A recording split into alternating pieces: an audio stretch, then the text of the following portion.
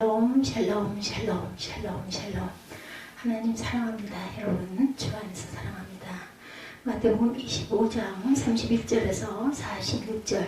인자가 모든 천사와 함께 올 때, 인자가 모든 천사와 함께 올 때, 자기 영광으로 모든 천사와 함께 올 때 자기 영광의 보좌에 앉으리니 모든 민족을 그 앞에 모으고 각각 구분하기를 목자가 양과 염소를 구분한 것 같이 하여 양은 오른편에 염소는 왼편에 두리라. 이렇게 말씀하십니다. 예수께서 지금 말씀하시죠. 그때 임금이 오른편에 있는 자들에게 이르시되 내 아버지께 복받을 자들이여 나와 창세로부터 너희를 위하여 예비된 나라를 상속받아라. 이렇게 부르죠. 35절에 내가 줄일 때 너희가 먹을 것을 주었고 목마를 때 마시게 하였고 나그네 되었을 때 영접하였고 벗었을 때 옷을 입혔고 병들었을 때 돌보았고 옥에 갇혔을 때 와서 보았느니라. 이에 의인들이 대답하여 이르되 주여 우리가 어느 때 주께서 줄이신 것을 보고 음식을 대접하였으며 목마르신 것을 보고 마시게 하였나이까. 어느 때 나그네 되신 것을 보고 영접하였으며 헐벗으신 것을 보고 옷 입혔나이까. 어느 때 병드신 것이나 옥에 갇히신 것을 보고 가서 배웠나이까 하리니 임금이 대답하여 이르시되 내가 진실로 너희에게 이르노니 너희가 여기 내 형제 중에 지극히 작은 자 하나에게 한 것이 내게 한 것이니라 하시고 왼쪽에 있는 자들에게 이르시되 저주받은 자들아 나를 떠나 마귀와 그 사자들을 위하여 예비된 영원한 불에 들어가라. 내가 줄일 때 너희가 먹을 것을 주지 아니하였고 목마를 때 마시게 하지 아니하였고 나그네 되었을 때 영접하지 아니하였고 헐벗었을 때 옷 입히지 아니하였고 병들었을 때와 옥에 갇혔을 때 돌보지 아니하였느니라 하시니 그들도 대답하여 이르되 주여 우리가 어느 때 주께서 줄이신 것이나 목마르신 것이나 나그네 되신 것이나 헐벗으신 것이나 병드신 것이나 옥에 갇히신 것을 보고 공명하지 아니하더이까. 임금이 대답하여 이르되 내가 진실로 너에게 이르노니 이 지극히 작은 자 하나에게 하지 아니한 것이 곧 내게 하지 아니한 것이니라 하시니라. 그들은 영벌의 의인들은 영생에 들어가리라 하시니라. 제가 31절부터 46절까지 한번 쭉 읽어봤습니다. 예수님은 제자들에게 세상에 종말이 있을 것을 말씀하시죠. 24장에 이어서 주님은 종말을 준비하는 성도들의 자세에 대해서 세 가지 비유로 말씀을 하십니다. 25장의 세 가지 비유는 열처녀, 달란트 비유, 그리고 마지막이 오늘 말씀드리는 양과 그 염소의 비유죠. 이 세 가지 비유는 중요한 교훈을 담고 있는데 그 핵심은 예수님의 재림을 어떻게 준비해야 하나입니다. 그 핵심은 열처녀 비유는 깨어 있어야 한다. 달란트 비유는 깨어서 무엇을 해야 하나? 열매를 맺어야 한다. 세 번째 양과 염소의 비유에서는 무엇이 열매인가입니다. 이 세 가지 비유 중에 오늘은 양과 염소의 비유를 함께 살펴보도록 합니다. 재림 예수님 심판장, 재판장 되시죠. 양과 염소의 비유는 세상 종말에 예수님이 재림하셔서 반드시 심판하신다라는 핵심을 가지고 있습니다. 그래서 양과 염소의 비유는 재림 예수님이 심판주이십니다. 그 심판주 되시는 주님의 모습을 위험 있는 모습으로 31, 2절에 그리고 있죠. 인자가 자기 영광으로 모든 천사와 함께 올 때 자기 영광의 보좌에 앉으리니 모든 민족을 그 앞에 모으고 31, 2절에 이렇게 말씀하시죠. 마태복음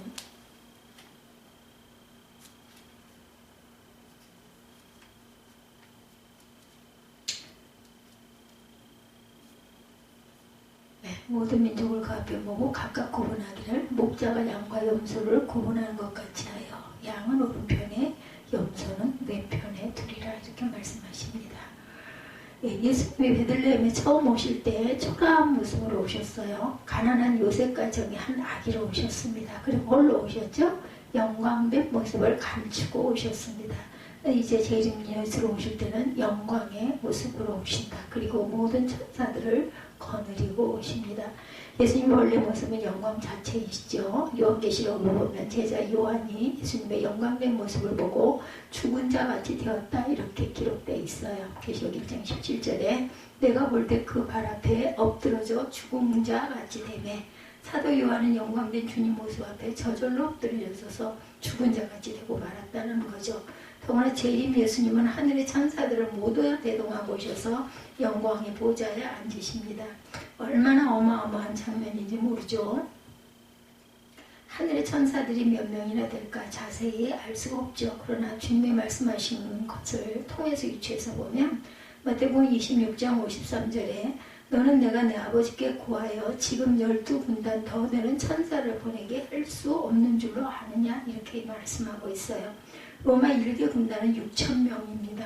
그런데 12군단이라면 72,000명을 말하죠. 근데 그보다 더 많다고 하셨으니 천사의 숫자가 10만 명은 좋게 넘는다고 볼 수 있겠죠. 히브리서 11장 22절에 천만 천사, 문자적으로는 셀 수 없다는 많은 천사라고 했지만 천사들의 위엄은 우리의 상상 이상이라는 것이겠죠. 예수님과 천사들과 함께 오셔서 재판장 자리에 앉으셔서 모든 민족을 심판하신다는 거죠. 누가 그 심판을 피할 수 있겠습니까? 예수님이 최후의 재판장, 심판장이 되신다는 것입니다. 예수님이 천상천하의 최고의 권세자라는 것을 보여주죠.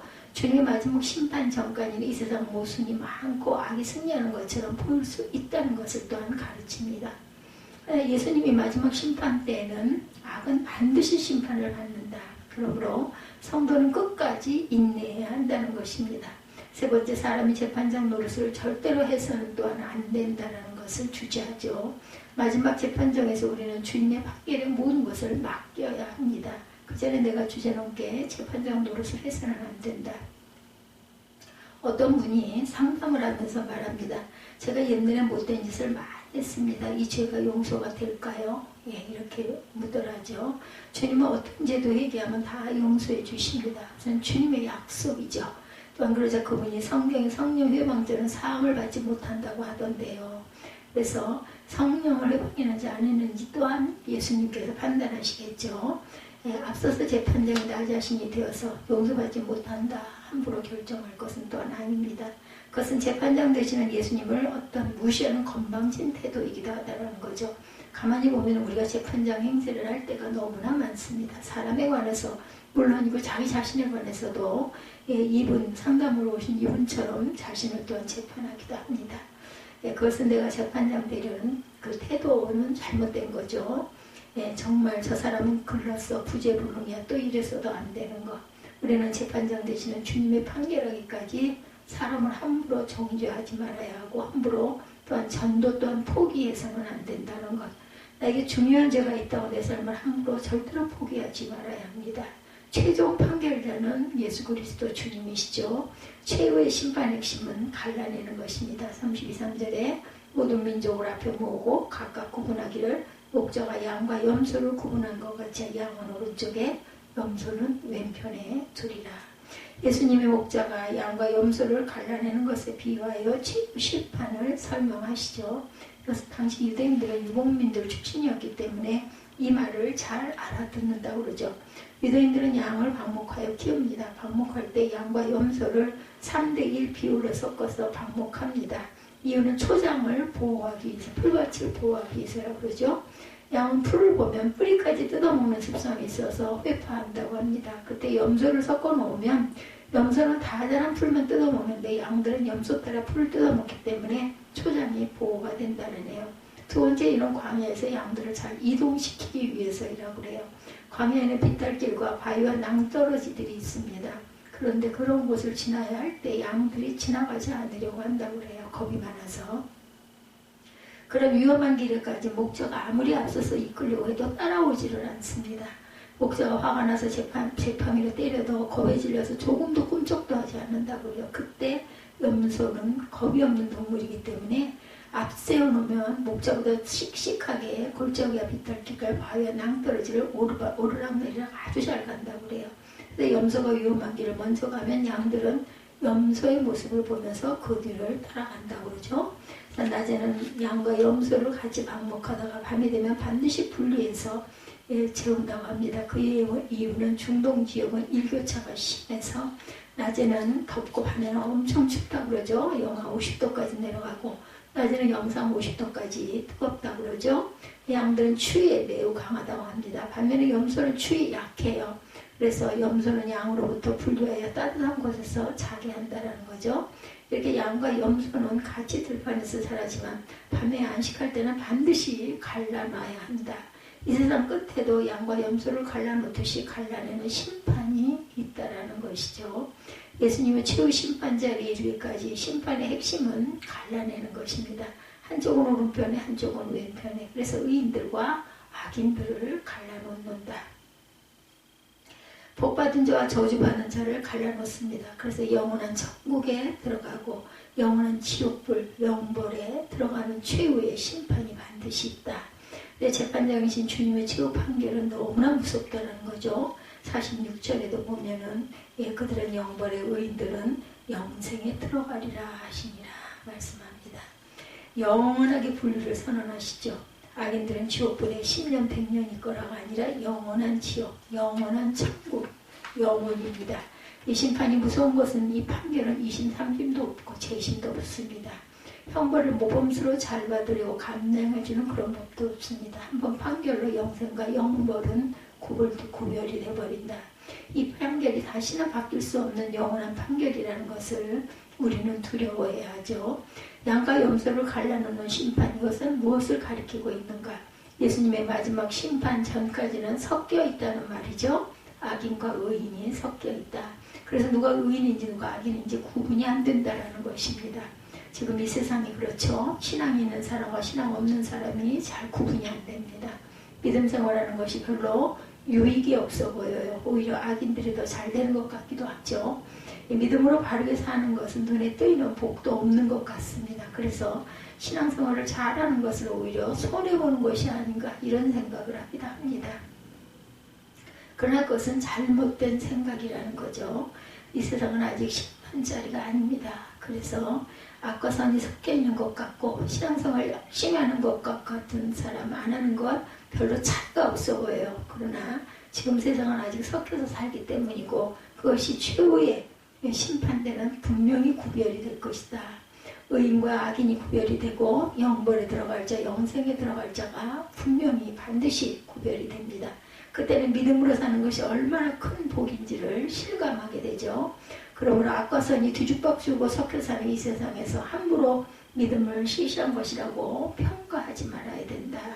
진정한 평가는 마지막 심판자리에서 판명되기 때문이라는 거죠. 갈라냄의 기준이 무엇인가? 믿음인가? 행실인가? 그런데 심판의 자리에서 영생과 영벌, 천국과 지옥을 갈라내는 중요한 기준은 과연 무엇일까요? 오늘 말씀을 계속 읽다 보면 기준이 마치 우리 행위에 있는 것처럼 느껴지는 것, 해석이 상당히 헷갈립니다. 34절 이하에 보면 임금은 사람들을 오른편과 왼편으로 갈라놓은 다음 이유를 설명합니다. 오른편에 있는 자는 내가 줄일 때 너희가 먹을 것을 주었고 내가 목마를 때 너희가 마시게 하였고 내가 나그네 되었을 때 너희가 영접하였고 내가 벗었을 때 너희가 옷을 입혔고 병들었을 때 돌아보았고 옥에 갇혔을 때 너희가 와서 보았다. 그러나 왼편에 있는 자들에게는 내가 줄일 때 너희가 먹을 것을 주지 아니하였고 목마를 때 너희가 마시게 하지 아니하였고 나그네 되었을 때 너희가 영접하지 아니하였고 벗었을 때 옷을 입히지 아니하였고 병들었을 때 너희가 돌아보지 아니하였고 옥에 갇혔을 때 돌아보지 아니하였다. 그래서 이 말씀에 보면 구원은 믿음에 있지 않고 우리 행위에 있는 것처럼 오해가 될 수가 있습니다. 그래서 말씀을 볼 때 오직 믿음으로 구원받는다는 그동안 수많이 들어왔던 은혜로 구원받는다. 에베소서 2장 5절이죠. 원리와 반대되는 것 같이 보이죠. 이 말씀은 결코 행위로 구원받는다는 것을 말씀하는 구절이 아닙니다. 참 믿음이 무엇인가를 우리에게 가르치죠. 참 믿음이라는 것은 우리 행위는 믿음의 증거이지 구원의 원인이 아닙니다. 야고보서 2장 17, 8절에 이와 같이 행함이 없는 믿음은 그 자체가 죽은 것이라. 어떤 사람은 말하기를 너는 믿음이 있고 나는 행함이 있으니 행함이 없는 내 믿음을 내게 보이라. 나는 행함으로 내 믿음을 네게 보이리라. 이런 구절이 있어요. 오른편에 있는 자들은 어떻게 주님을 섬기며 먹이고 도와주고 돌보았나? 그것은 믿음이 있었기 때문이에요. 오른편에 있는 자들. 반면에 왼편에 있는 자들은 왜 섬기지 못하고 도와주지 못하고 돌보지 못했을까? 즉 선행을 실천하지 못했나? 믿음이 없기 때문이라는 거죠. 진짜 믿음을 가진 사람은 이런 행위들이 자연스럽게 나옵니다. 우리 행위는 우리가 어떤 믿음이 있는가를 잘 나타내 보여줍니다. 그러므로 내가 믿음이 있는가 없는가를 제대로 알려면 내 행위를 살펴보면 알 수 있다. 그래서 오늘 이 비유는 양과 염소의 비유입니다. 양은 양 행동을 하죠. 반면에 염소는 염소 행동을 합니다. 죽었다 깨어나도 염소가 양 행동을 할 수는 없어요. 그러므로 내가 양이라면 하나님을 섬기고 교회를 섬기고 약자를 사랑하고 돌보는 행위 자연스럽게 나온다라는 거죠. 닭이 먼저인가 계란이 먼저인가, 무엇이 이 세상에 먼저 생겼을까? 당연히 닭이 먼저겠죠. 우리 믿는 자들의 답은 분명합니다. 하나님이 세상을 창조하셨을 때 알을 만드신 게 아니라 짐승을 먼저 그냥 태어나게 하셨기 때문이죠. 계란을 먼저 창조하시지 않았고 닭을 먼저 만드셨습니다. 그렇다면 믿음이 먼저인가 선행이 먼저인가? 믿음이 먼저입니다. 예수 믿고 구원받으면 그 구원에 감격해서 선행을 안 할 수가 없죠. 결단고 착한 일을 많이 해서 결과로 믿음이 생기는 것이 아닙니다. 예수 믿고 구원받으면 누가 시키지 않았는데도 착한 일을 하고 싶어져요. 내가 용서받았으니 용서해주고 싶고 주님의 큰 사랑을 받았으니 나도 누군가를 사랑하고 싶고 누군가를 섬기고 싶습니다. 그래서 은혜를 받으면 내가 성도를 한번 대접하겠습니다. 내가 목사님 한번 초대하겠습니다. 그리고 헌금 감사헌금을 많이 하고 이렇게 되죠. 은혜 받으면 예수 믿고 은혜 받으면 자기도 모르게 뭔가 착한 일, 귀한 일을 하려고 합니다. 좋은 말을 하고 자신을 잊어버립니다. 당연히 한 선행이기 때문이죠.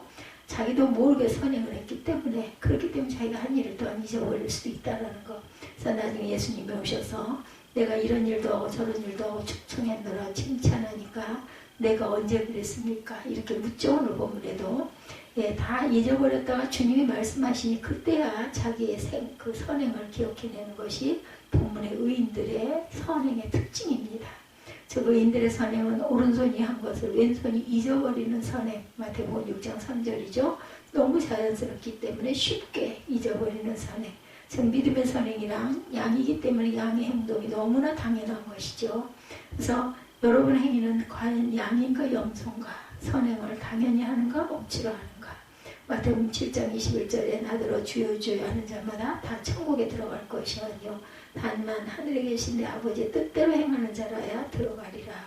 우리 입술로 예수님을 주로 신하였다면 우리 행동은 당연히 주님의 뜻대로 순종하는 거죠. 그렇지 않으면 욕을 듣게 됩니다. 크리스찬은 입만 구원을 받아서는 안 되죠. 더크 웰렘스 16세기 아나벳 벨리스트 제세례판이에요. 경찰이 쫓겨 도망가는데 쫓아오는 경찰이 깨어진 얼음에 빠져 죽어가지고 돌아가서 경찰을 살려주고 자신은 잡혀서 활용을 당하는 기가 막힌 그런 사건이 있었습니다. 이분은 잡히면 사형이라는 것을 알면서도 물에 빠져 죽어가는 사람을 그냥 둘 수가 없어서 본능을 지니고 있었기 때문에 그를 구하고 자신은 또한 잡혀가가지고 활용을 당하게 됐다는 거죠. 아주 미련한 것 같지만 그것은 어쩔 수 없는 자신의 본능이었다는 거죠. 유대인들에게 양과 염소는 양은 명예를 상징하는 동물이고 염소는 수치를 상징하는 동물이라고 합니다. 한 마리의 순양은 50마리 암양을 거느리는데 다른 순양이 자기 암양을 건드리면 순양은 목숨을 걸고 싸운다고 그러죠. 반면에 염소는 자신이 거느리는 암염소가 다른 순양에게 침범을 당해도 못 본 척한다고 합니다. 그래서 유대인들에게 양은 명예의 동물이고 염소는 수치의 동물이라고 하네요. 성경 이사야서 53장 7절에 메시아를 털 깎는 자 앞에 잠잠한 양에 비유하고 있습니다. 그래서 어떤 고통에도 비명을 지르지 않고 고통을 견뎌내는 양의 이미지를 예수님에게 적용해서 예수님은 양과 같이 명예로운 죽음을 기꺼이 감당하셨다는 표현입니다. 양은 명예를 위한 희생을 당연히 합니다. 우리 성도도 주님을 위해서 교회를 위해서 당연한 충성과 희생을 할 줄 아는 마음같이 돼야 되겠죠. 믿음의 사람은 양의 행동을 당연히 합니다. 그래서 우리 행위는 우리가 믿음의 사람이라는 것을 자연히 증거하죠. 믿음은 해야 할 것은 적극적으로 합니다. 그러나 믿음이 없으면 해야 할 것도 하지 않습니다. 오늘 본문에서 주목할 것은 왼편에 있는 자들이 악을 행해서 영벌을 받는 것이 아니라는 것. 적극적으로 선을 행하지 않아서 그렇게 되었다는 거죠. 본문에 보면 그들이 무슨 악한 일을 했다는 판결이 없어요. 그들이 도둑질을 했나, 강도질을 했나, 거짓말을 했나, 간음을 했나? 아닙니다. 그들이 악한 짓을 한 것이 없어요. 그렇다면 그들의 죄는 당연히 해야 할 일을 하지 않은 죄, 즉 생략의 죄였어요.